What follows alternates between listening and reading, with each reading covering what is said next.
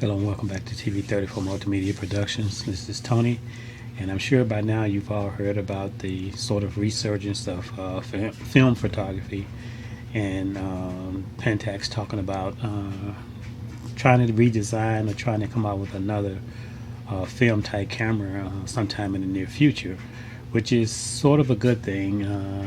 A lot of people, especially old timers like myself, grew up shooting film, so this is a sort of a nice thing for it to happen, and looking forward to see exactly what they're going to be doing and what they're talking about.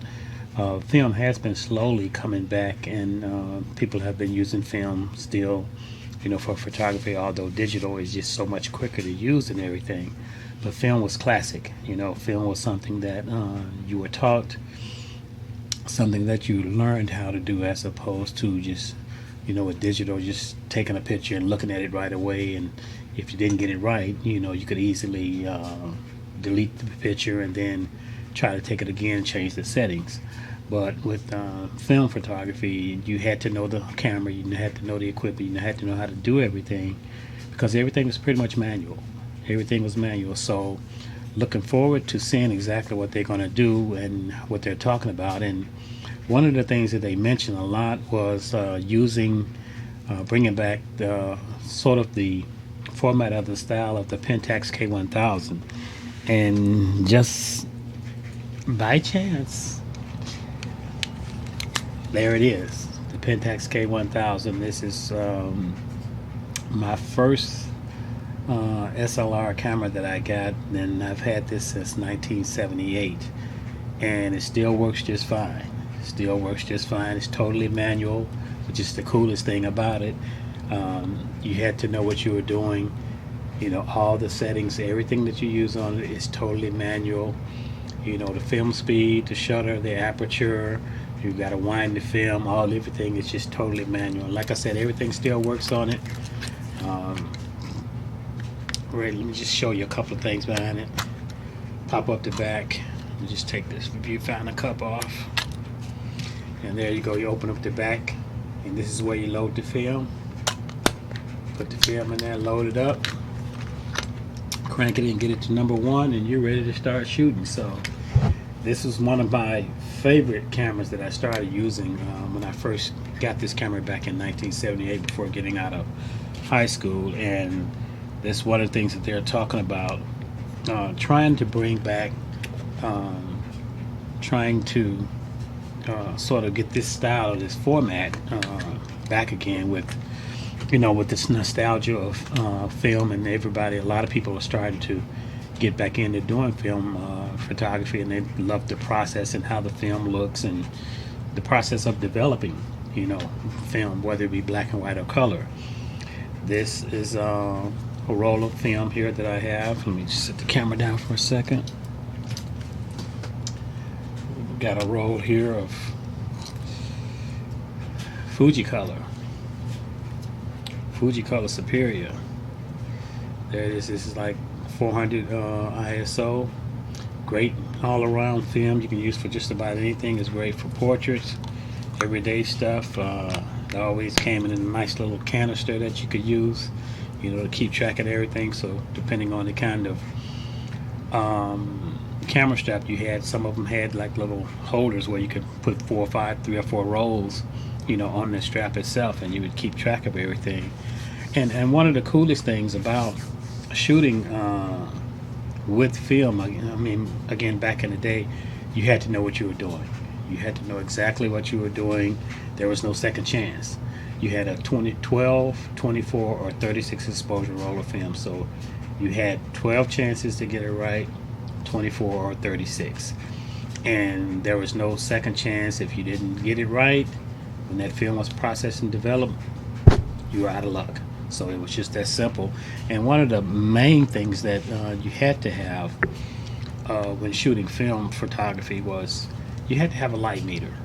And this was something that came in very handy, because you could meter the lighting and make sure that you get the right exposure. So this was something that, a tool that every photographer had with them. And then even today in the digital age, you see a lot of photographers, especially true photographers, they're still using their light meters, because they want to make sure that they're getting the right settings that they want for whether they're exposing on the background or exposing on the subject. They want to make sure that they get the right metering.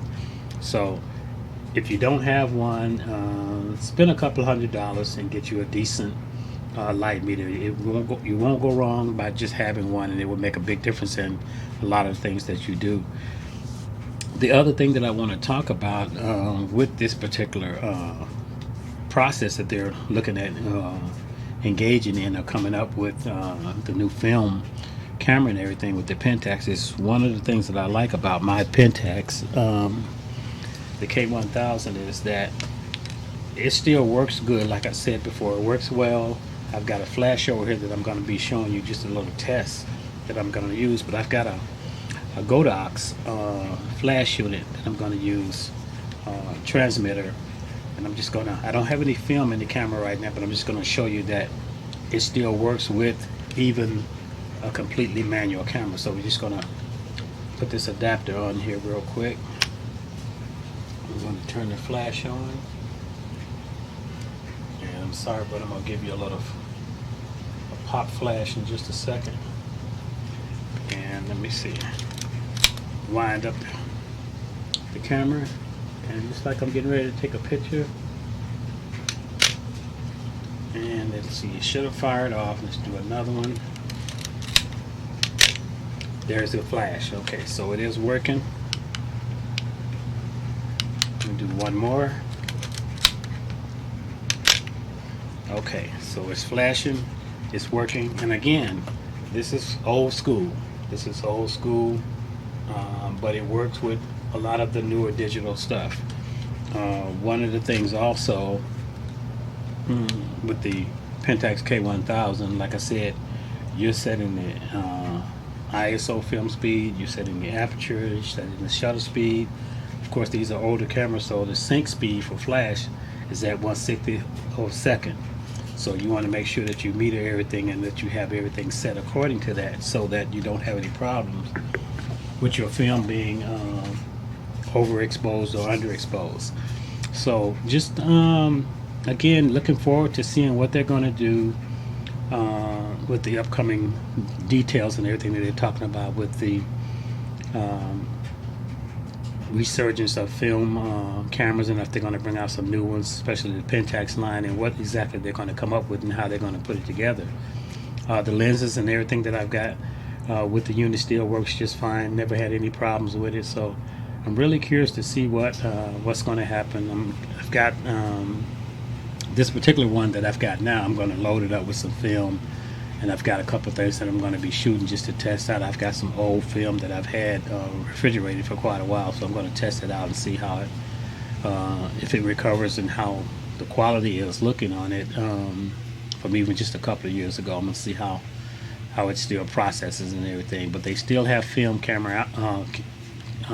out for cameras, I'm sorry to say, but they still have film that you can buy, at almost any store, Myers, Walmart, places like that.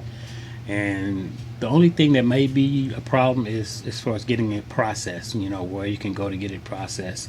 I think that was the biggest thing, and the biggest reasons why a lot of people move from film to digital is because the processing of film became more and more expensive, and it was quicker just to shoot digital, and you could get the results right away because everybody wants results here and now. They don't want to wait for that processing time and all of that.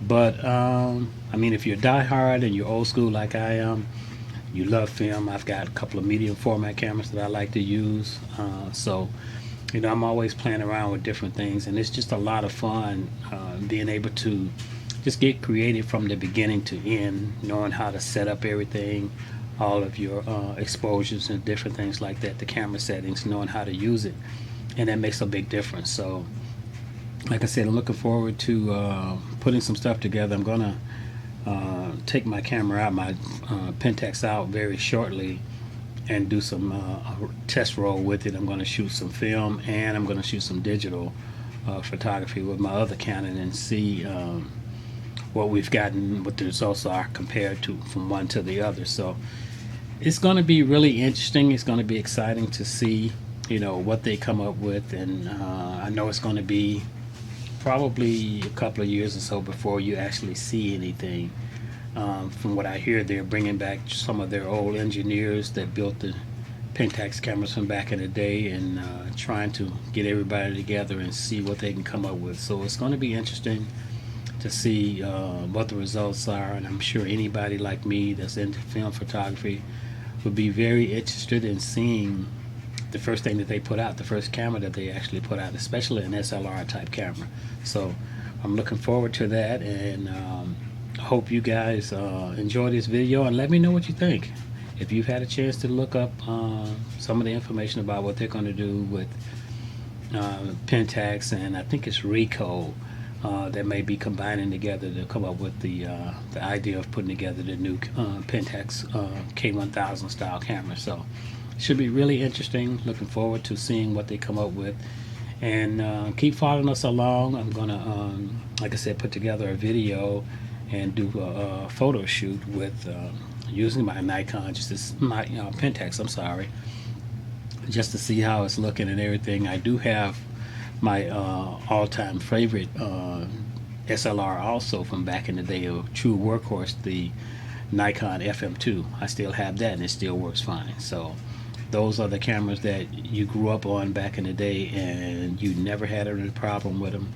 They're heavy cameras. They're built very well. You know, you can drop them and they don't just fall apart. So these cameras are made good compared to the ones that they have now, where you can shatter a lens and then everything is done. But again, just looking forward to seeing what they're going to come up with. Stay tuned to TV34 Multimedia Productions, and follow us along and see. We'll see what Pentax comes up with. We'll see what I can play around with my old Pentax K1000 that I've had since 1978, and we'll see what kind of results we come up with. So thanks again for watching, and looking forward to hearing from you guys. Any comments that you have regarding this resurgence of film, and if actually, do you like shooting film, and do you still shoot film? Post some pictures that you shoot using film, and let me see what you got. Looking forward to it. Stay tuned. Again, TV34 Multimedia Productions. Keep shooting.